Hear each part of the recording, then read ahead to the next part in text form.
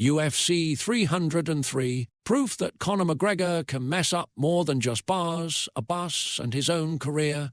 After pulling out of a fight against Michael Chandler, 303 turned out to be a card that made me wish my dad had pulled out instead.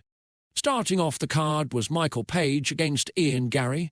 Garry looked to show that he has the ability to not lose in a 3-round fight against a man who lost his last fight in Bellator and showed the future is bleak. Spending most of the time grappling with Michael Page rather than striking, revealing his level of jiu-jitsu, is the same as every man, woman and child living in Brazil. Winning by unanimous decision. Anthony Smith took on Roman Dolidze and looked rocked against Roman, and when he got punched, looked even more fucked up. Smith has a dream catcher tattooed on his back, which is great if you're trying to avoid nightmares after inevitably falling asleep during one of his fights.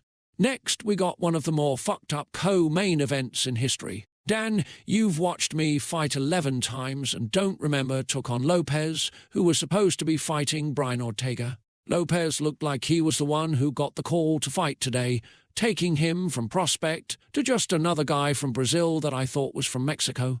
Alex Pereira fought Jiri Prochazka in the main event, and Jiri looked like he forgot his plan against Alex in the shed he was in when he got the call to take this fight, getting knocked out in the second round. Alex then knocked him out a second time with a stare alone, which is definitive proof that genuine psychic power exists. Jiri making the obvious mistake of not ordering enough styrofoam pellets for this fight.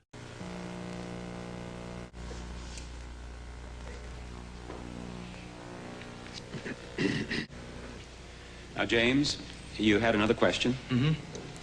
What is it? What would you like to ask? Okay. The styrofoam and the lights form electricity which pulls the page. Overall, the real loser tonight was Michael Chandler, who was seen warming up in the back, just in case they needed someone willing to take a loss for a paycheck other than Michael Venom Page. Thank you for watching. Check out the roast of UFC 303 before we all forget this card ever existed. I would also like to mention Just Me is the subscriber of the month for June. If you see him in the comments, show him some love.